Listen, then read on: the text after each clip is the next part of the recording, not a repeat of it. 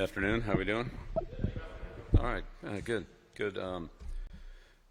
First of all, I'd just like to open this up by, passing along our thoughts and prayers for, UCF O-line coach Sean Clark. He's a person that's, well respected around here, as he should be. And, I've dealt with those type of situations during the season on staff before. They're very, very difficult for everyone, players and coaching staff. So, our thoughts to Coach Frost, his staff, and the team there. I know they're going through a lot. On our end of it, excited to get started here on UCF. This is a kind of an interesting game. They played a couple games. They've had a bye week. They have a lot of transfers, which if anybody can relate to that, we can. Their coaches are all from kind of different spots. The defensive coordinator, Grinch, and then Alomar from Rice, and then Coach Frost from, Nebraska to to UCF when he was there before. So just kind of putting all those things together. I'm sure that they've had a little bit of time to, with the bye week, work on some things they need to work on, fine-tune some things, and probably, come up with some things that'll give us problems like they usually do. So, we got to work that out for us. It's a, good football team. They have a lot of talented players. They're very well coached. Scott, of course, I go back. I can't believe it's been, over 30 years. Over 30 years since we were together at the Jets. He was drafted, he played quarterback at Nebraska, and we drafted him as a defensive back. So, he was a safety for me, and really smart guy, tough, big kid for a quarterback. He was a big safety too. And, really had a great aptitude for the game, both offensively, defensively, and played in the kicking game as well. So he has a lot of experience as a player and certainly as a coach, both at, UCF and Nebraska. So, ton of respect for Scott and the program that he runs and the people they have down there. And again, a lot of skilled players. They got some probably some outstanding players that'll be, have a great future. Montgomery, the run back, so, terrific player. And, on the defensive line, I got three guys that are really a problem. And so, it'll be some tough matchups for us. So we'll start getting ready for them and, try to have a good week and, be ready to go. But, UCF's a good, talented team and are well coached. So, and they've been very explosive in the kicking game, both in the return game, blocking kicks, blocking punts, almost blocking them, blocking field goals, returning punts, returning kickoffs.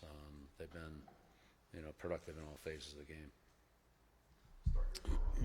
Hey, Bill, West Coast, Target 24/7. Just first, I know you touched on it a little bit, but just Scott Frost, and what do you remember about him as a player specifically? I know you touched on it a little, and then also, just how cool is it to be able to coach against someone that you coached there in New York? Right. Well, I've coached against a few people that I've had before. So, but yeah, Scott. Again, when we drafted Scott, I think it was in the third round. Again, he was a college quarterback and made the conversion to safety.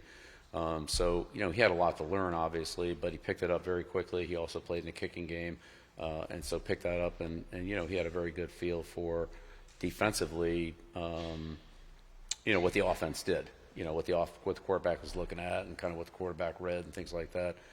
So, for those players that have flipped from one side of the ball to the other, having that experience, especially as defensive back, having played quarterback, is a big advantage. So, but Scott was a hardworking guy. He was smart, and again was very versatile as a football player to be able to play in all three phases of the game. You don't see that very often these days, where guys can legitimately line up in all three positions. And then really quick, we talked to Jamie Collins last week just about his coaching philosophy and how he got to this point. What made you confident that he would be a really good fit here to coach the linebackers, and what have you seen from him so far since getting here, just as a coach and development? Yeah, I think the transition from playing to coaching is always an interesting one, and Jamie's done a nice job both in the recruiting side of it and in the coaching side of it. It's a little bit of a different lifestyle, but he's adapted to it, well, and he brings that.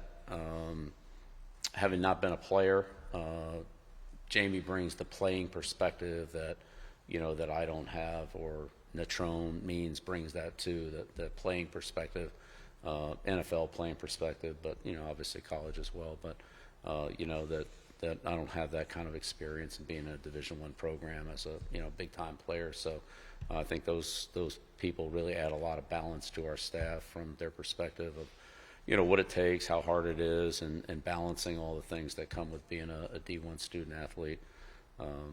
It's not easy, and they've done it, and they've done it very well. So, it's good to have him, and like I said, him and Natrone, people like that on the staff. Next to him on the right, Coach. Hey, Bill, Michael Coe, WCHL.com. We're going to talk to two players later today, and Daniel and Melcart, who are both from smaller schools and lower divisions. Do you like rostering and signing players who come from smaller programs, smaller leagues? It seems like sometimes those guys can have extra grit or an extra chip on their shoulder to prove something. Yeah, well, I'm just partial to good football players. It doesn't really matter where they come from. If they can help our team and our program, and they're good teammates, then I definitely like having them. Both those guys have done a good job on that. One of my former coaches, Coach Daniel, and so that was very insightful. But he's improved a lot since he's been here. He's a big, strong guy, but his footwork, his technique, his conditioning, he's put a lot into it, and you can see really the improvement that he's made.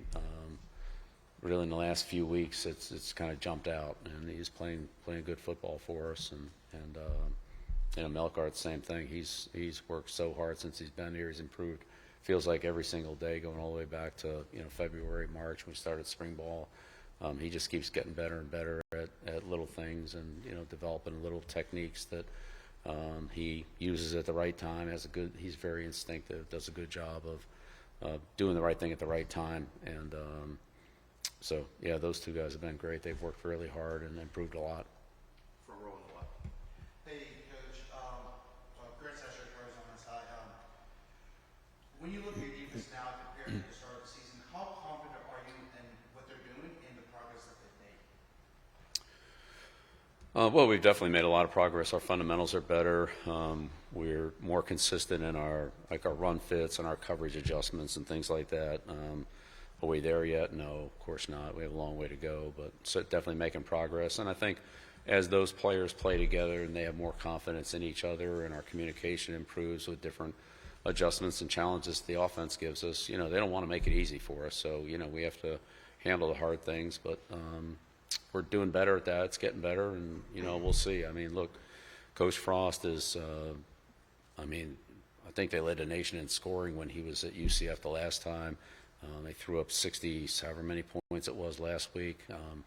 They're very explosive, so we'll see how we're coming along this week. But definitely getting better, and not just the linebackers, but I'd say the entire unit, the defensive backs, the defensive line, just the communication between those different levels of the defense. Sometimes communicating on the same level is that's part of it, because we're all sort of doing the same thing, but then communicating with the guys in front of us or behind us is sometimes a little more challenging, but they're all important. So we stress all of it, and we're definitely getting better. Right next to him. Yeah, Jeremiah Holloway with Inside Carolina. You touched on it a little bit after the game. The one thing you were talking about when it came to the passing game, Gio, you were saying he was getting more comfortable and things like that with the offense. One thing you also mentioned was timing. How do you kind of work with him? You and the staff kind of work with him when it comes to the, timing element from the offensive standpoint. How much of that just comes from just the more game time you get now, so you play 3 games? How much do you kind of help him with that? Yeah, well, Jeremiah, the timing really comes from two people, the person throwing and the person catching, but then also the distribution of the players around them, so that there's good spacing and that one route doesn't get too. Sometimes you need it to complement the other route. Sometimes you need it to complement it by creating space so that the players can work into open areas. But You know, if a receiver is a half second quicker or a half second slower, then that throws off the quarterback timing. Sometimes the quarterback has to, you know, move around a player to throw the ball into an open lane or avoid a rush or whatever. And so those things, just those little things, can be the difference between, you know, a big play and an interception, honestly. So there's no, I would say, magic wand to it. It's just doing it over and over again and having that confidence where you can, as a quarterback, let the ball go just a split second early because you know the receiver is going to, you can anticipate that he's going to be in that spot. And that split second is, as I said, you know, huge, especially in tight coverage situations like third down, red area, and tight man-to-man coverage. So there's no way to, like I said, to wave a wand on that. That just comes from repetitions and doing it over again against, you know, different looks and getting that confidence that, and the same thing for the receiver, that I know is that, right, and when I make this step, that ball is going to be on me, and I got to get my head around and look for it.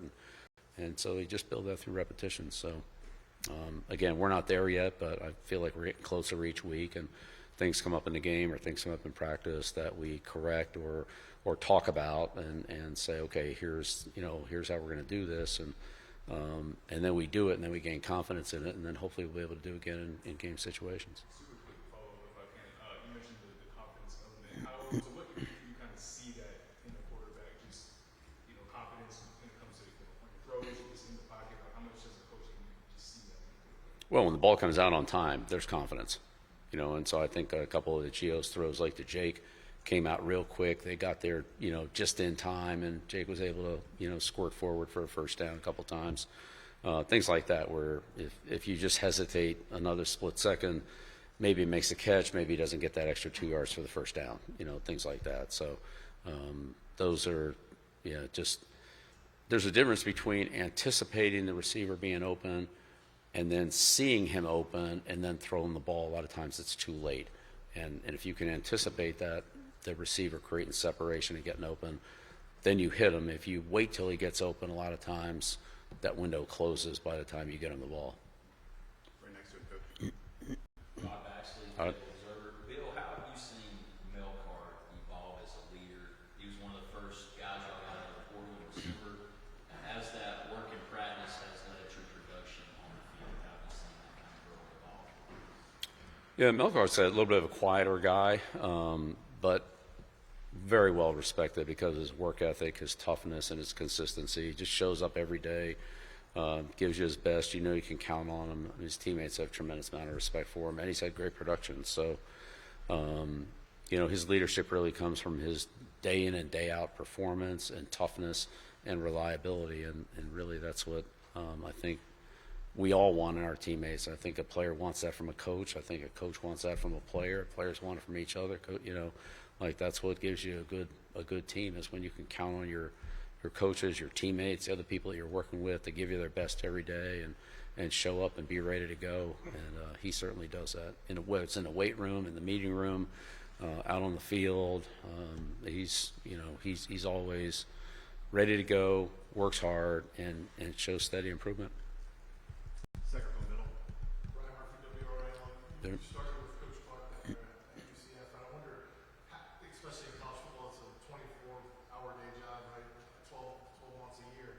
How do you take care of yourself? How do you take care of your coaches? How do you make sure that they're not, stressed to the point of being unproductive while trying to manage everything that you guys are trying to manage? Yeah, it's a great question, Brian. That's yeah, you at some point you just have to realize there's a point of diminishing returns, and a lot of times a good night's sleep's better than a few more hours of less productive time. It's a long season, and you got to pace yourself through the season. I think that's important, that you don't get worn out in training camp, and then aren't able to sustain it during the season. But there's a pace and there's an experience level to it, and just try to, I would say, get off to a good start. Be in good condition when you start, not get worn down too early. Then it's kind of hard to fill the tank back up. But it's kind of a little bit of a personal thing. Our training staff, Luke and Mario, Dr. Sioka, they do a great job of, if somebody's got a cold or somebody's coming down with a little something, they get on it right away, do a good job of, helping us work through some of those little, I'd say setbacks more on the coaching end. Players have they deal with that too, but, a lot of times more physical injuries, usually the coaches deal with get a cold, get a sore throat, the flu, whatever it is, sometimes those can bog you down. They do a good job of, we've already had a couple of them this year that they've, we've gotten over the hump pretty quickly on it, so we have a good staff. Is there something you do to try to decompress at times? Well, yeah, I mean, at some point you just kind of got to meditate a little bit or just, relax and try to, regroup and then go hard. But yeah, at some point you get a good night's rest and just clear your head and then be ready to start fresh. Every week's a new challenge, and it's everything all the time and effort we put into Richmond right now is gone. I don't say it's meaningless, but close to it. Everything's about UCF and what they do and how well they do it and how we can compete against it. And then there'll be a point when the page will turn there and, you're into another chapter. So it's, you're on a treadmill. Like you're on a treadmill and it doesn't really slow down. If anything, it kind of speeds up a little bit, but you can't get off. You get off, and it's really hard to get back on. Two more here, Shelby and Andrew. Shelby Swanson with the News Observer. Just kind of going back to the question I had about Gio. Tom Brady recently did an interview. He spoke about the importance of just quarterbacks developing and kind of that pre-snap sense, seeing what defense is showing, that sort of thing, and how he felt sometimes young quarterbacks can be overcoached or kind of like rigid in that area. I'm curious from your experience, what is your process and how do you approach helping a young quarterback like Gio or like you did with Tom, kind of developing that awareness so they can be able to make those decisions and reads on their own? There's so many things that a quarterback does that there are a lot of different categories of things, and they're all important. I think you try to find the ones that you feel like are the most important for that particular player. There are probably some things he's really good at. There's probably other things that he's okay at, and there's probably other things he needs to improve on. And so, you try to help the player with whatever it is that you feel like will help him the most, or maybe that are the most important things for him. It's not the same with every player. We all learn differently. We all process differently, and coaching a quarterback is very much a one-on-one proposition. You may have multiple quarterbacks, but and they may learn differently as well or have different strengths and weaknesses. So you have to adapt it. It's very individualized. So as I said, each guy's different. With Tom was a player who wasn't going to run a lot, so that wasn't part of it. For him, it was understanding coverages, understanding the weak spots of the defense, and playing situational football.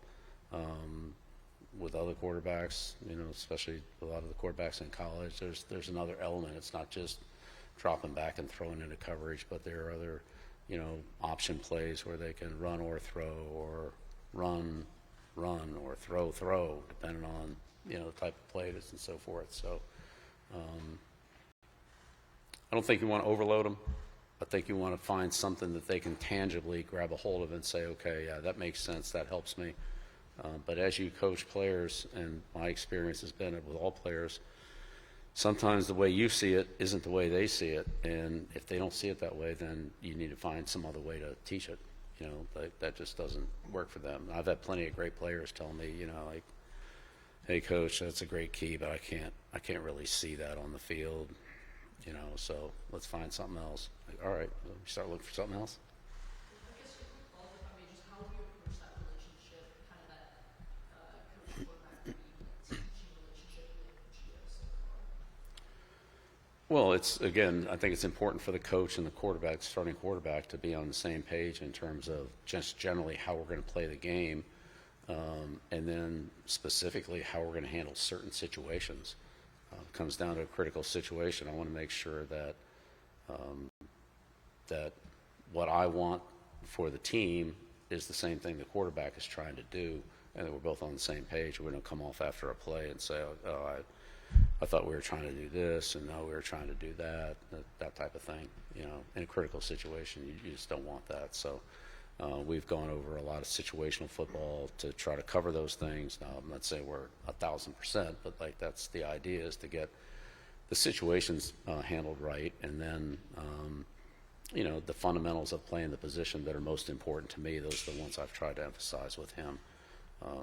You know, things like ball security and you know, communication in the huddle and things like that. Not groundbreaking news, but the things that are most important on the quarterback's checklist. If you do those things wrong, then chances of being a good player are pretty low. You know, you have to do certain fundamental things right, and then execute the play. Last one, Andrew. Andrew, I was talking about 24/7. We get an card in a few minutes. Mm-hmm. It's got an interesting story starting today. We shot the Delaware to here. There are stories in football that you've coached guys who had awkward, or not awkward, but different courses to get to where they were. And then one of the common threads is a passion and a love for the game. And his coach at Delaware said that he had a passion and an absolute love of the game that's going to elevate over guys like comparable, even better specs. Have you seen that for him since he got here? That Yeah. love of the game and passion? Absolutely. Yeah, I think I said earlier, really hard worker every day, you know, shows up every day ready to go, has things he wants to accomplish, or we identify things that we're going to get accomplished today, and he does those, and then builds on them. You know, sometimes you feel like, you know, you're repaving the road over and over again. You know, we covered this, and then 2 days later you go back and cover it again. 2 days later you go back and cover it again. It's like, you know, when can we move on? But with him, it's been like just continuous progress. You know, he gets things, and then there's things that happen that he needs to work on, and he works on those, and we move on to something else. So, you know, at the position he plays, defensive end, there are a lot of things that can happen, particularly at the end of the line of scrimmage, you know, with run force and pass rush and scrambling quarterbacks and RPO plays and counters and pullers and crack blocks and everything. I mean, it's a lot of possibilities and things you have to work out, and it depends on what coverage you're in or what your assignment is, how you would play each of those. So it takes a lot of work, and you know, he's really done a good job of that. I mean, for somebody who's only been here, you know, less than a year, you know, he's made tremendous improvement. As a quick follow-up to that, how do you gauge passion and love of the game? Because a lot of guys they're built like they should be great football players. They don't have the love of the game. It doesn't take them to the next level. How do you gauge that when you're either scouting a guy from the NFL or now you're looking at him to come here? Yeah, that's the day after day consistency. You know, if you really love it, doesn't feel like work. You know, you want to come, you want to do it. You know, you want to be engaged in it, just like, you know, hobbies and other things like that we all have. If you really love what you're doing, it doesn't feel like work. You want to put a lot into it. It feels like work, and it feels like, well, if I can find something else to do, I'll do that. So I don't have to. Well, then this probably is not the right place for them, because, you know, football is important, and we put a lot into it, and their teammates put a lot into it, and so for somebody who doesn't do that, then it's, you know, kind of disappointing. And probably somebody else is going to come along that's going to want to invest more in it and commit to it more. So how do you gauge that? It's a very unscientific process. Yeah, you do the best you can, and sometimes you talk to people who have interacted with those players, student athletes, whatever they were, and what their gauge of it is and what your gauge of it is maybe not be the same thing either. You know, so I've definitely talked to coaches that have told me that, you know, this player's, you know, a really hard-working player, and he's, you know, you can't wear him out, and all he cares about is football and all that, and in a different program, that wasn't the case at all. So I don't think I was being misled. I just think it was a different situation that it was, for whatever reason, just wasn't the same for that player. So you do the best you can, but ultimately, like I said, it's a very unscientific process. All right. Yep. Thanks. Thanks, Bill. Appreciate it. Thank you. Thanks, Bill. You're welcome.